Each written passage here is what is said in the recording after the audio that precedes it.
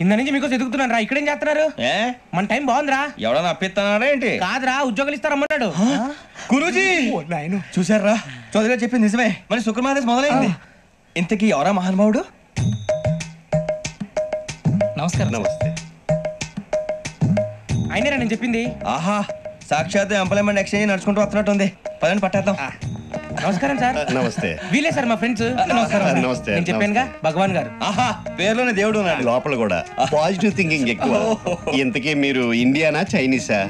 India sir. మా face చూస్తారు అనిపించలేదు మీకు? భలే కామెడీ ఫీల్ అలా ఉన్నాడు. అవును సార్. నేను అడిగేది ఇండియన్ రెస్టారెంటా చైనీస్ రెస్టారెంటా అని.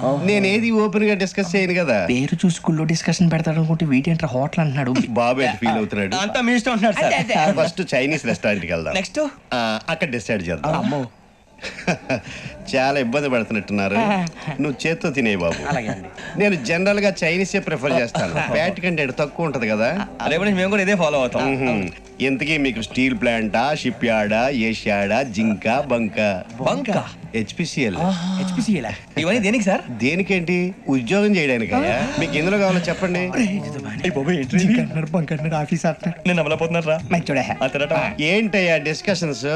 మాకు నీ ఛాయిస్లు ఉంటాయి అనుకోలేదు. మీరు సడన్ గా జింకు బంకు అంటే సింక్ అవడానికి కొంచెం టైం పట్టింది. అదే అదే జేసీ గారు టోపీలు పెట్టుకుని ఉద్యోగం అన్నారుగా. వీటిలో టోపులు పెట్టుకునే జాబ్లు ఎక్కడ ఉన్నాయండి? అన్నిటిలోనే ఉంటాయి. వాటిలో కూడా ఉంటాయి. వాచ్మెన్ ఉద్యోగం కావాలా? ఇంతకీ మీరు అనే జాబ్ ఏంటి సార్? నేను చెప్పేది టోపులు పెట్టుకునే ఉద్యోగం కాదు, టైల్ కట్టుకునే ఉద్యోగం.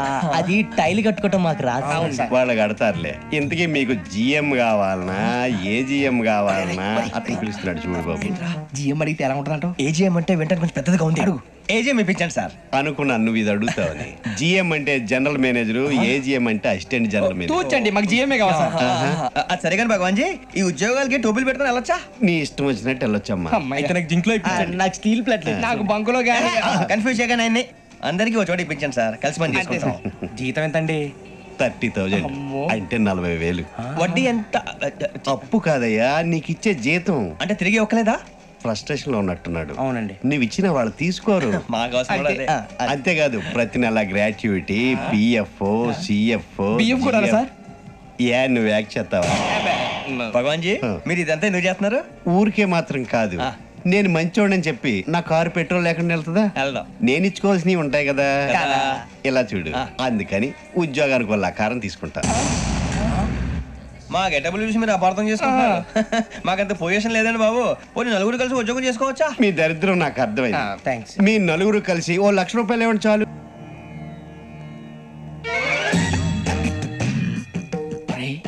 కళ్ళు మూసుకునే ఉన్నాడు, కొంపదీసి నిద్రపోతున్నాడేంటి?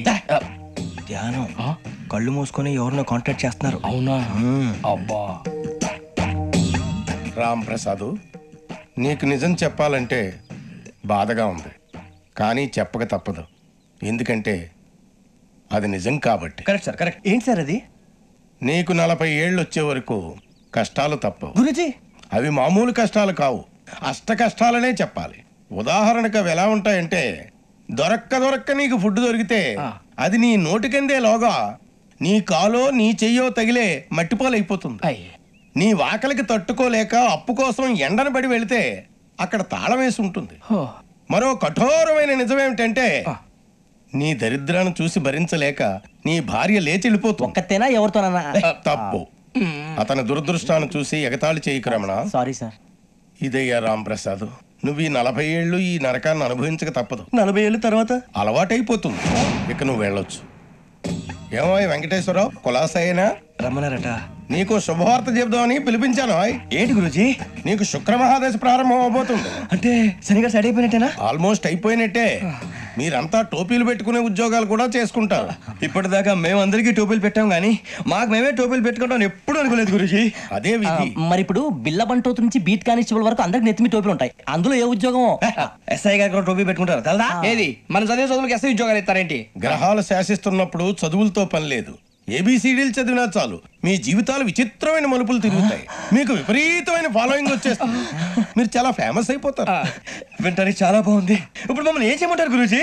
ఏమీ చెయ్యదు, వెయిట్ చేయండి. కాలం కలిసి వస్తే అదృష్టమే మిమ్మల్ని గేలం వేసి పట్టుకుంటుంది. అంతవరకు వెయిట్ చేయండి. వెయిట్ చేసి కొంచెం వెయిట్ కూడా పెరిగింది. అయినా పర్వాలేదు, వెయిట్ చేస్తాం.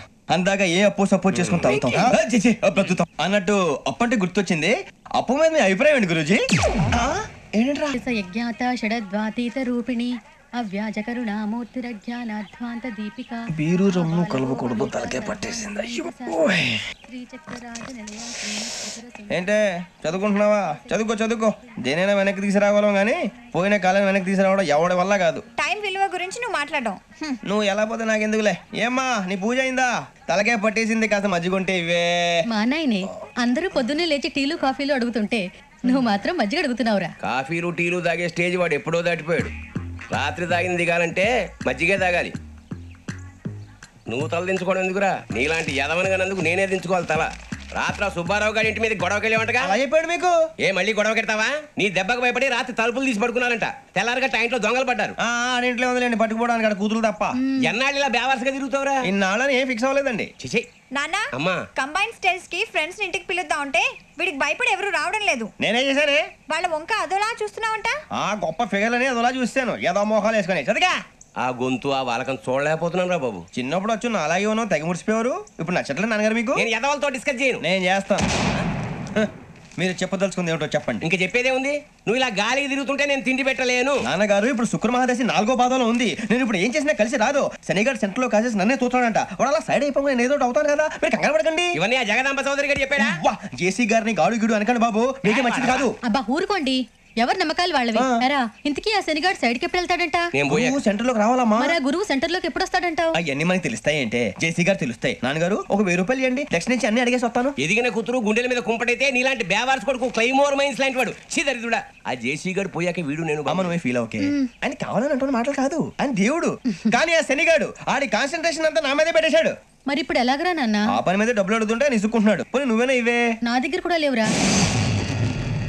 తెలుగు భాషలో నాకు నచ్చని ఒకే ఒక్క పదం లేదు.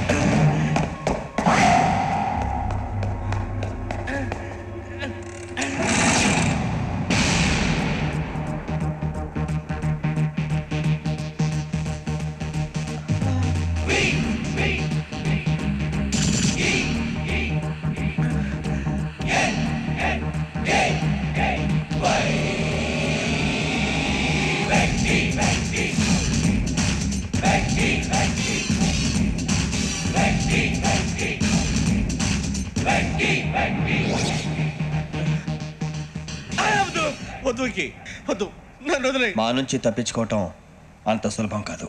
నేను పరిగెత్తి అలసిపోయాను. ఏం కావాలి? నీ ప్రాణం అక్కర్లేదు, నీ ఆస్తి అవసరం లేదు. ఏదో అవసరానికి 2000 అప్పటిది ఇలా చంపేపోతున్నాడు జీవాజీ. ఆయన అప్పు తీసుకున్నాడు, తప్పించుకుని తిరగాలి కానీ ఆపేసి మీకు అక్కడ పెట్టండి. కొత్త అప్పు ఇవ్వకూడదని. ఇదిగో వెంకీ, కావాలంటే నీకు ఇచ్చిన పాత బాకీ మర్చిపోతాను, నన్ను వదిలే. మీరు మమ్మల్ని వదలనా? మేము మిమ్మల్ని వదలలేమండి. మీ దగ్గర అప్పు తీసుకున్న నిజం మమ్మల్ని నీలా వెంటాడుతుంది. అందుకు నన్ను ఎంత ఆడుతున్నారా? నన్ను అంతగా అయిపోలేదు. ఉండి లేదంటే మొత్తం లేకుండా పోతారు. ఇప్పుడు మీకు ఇస్తే జరిగేది అదే. ఇస్తే ఇవ్వండి, లేకపోతే మానేయండి, అంతేగాని శుక్రవారం పూట అశుభ మాటలు మాత్రం ఆడకండి. శుక్రవారం లేదు, శనివారం లేదు, అసలు వడ్డీ వ్యాపారం చేయడం లేదా? జీవాజీ డిస్కషన్స్ అనవసరం. ఇప్పటికి 18,000 ఇచ్చారు, ఇంకో 2,000 ఇస్తే 20,000 రౌండ్ ఫిగర్ అవుతుంది. 2 రోజులు తిరిగి ఇచ్చేస్తాం. వీళ్ళకి ఇప్పుడు దాకా ఇచ్చింది 14,000 కదా, 18,000 అంటాడేమిటి పెచ్చనాయాలు? పడ్డాడు కక్కుర్తాడు. సంగతి మనకి తెలుసు. సరేనయ్యా, ఇదే నేను మీకు ఇచ్చే ఆఖరి అప్పు. మీరు ఇచ్చిన ప్రతిసారి ఇలాగే అంటారు. తిని వచ్చిందని తగలేయకుండా ఊరికే వచ్చింది ఏంటి? అబ్బాయి ఏం లేదండి, జాగ్రత్తగా ఉపయోగించి పైకి రావాలయ్యా. సరే, ఈ 2,000తో 20,000 సంపాదిస్తారు. అదే కూర్చొని ఆలోచిస్తాం.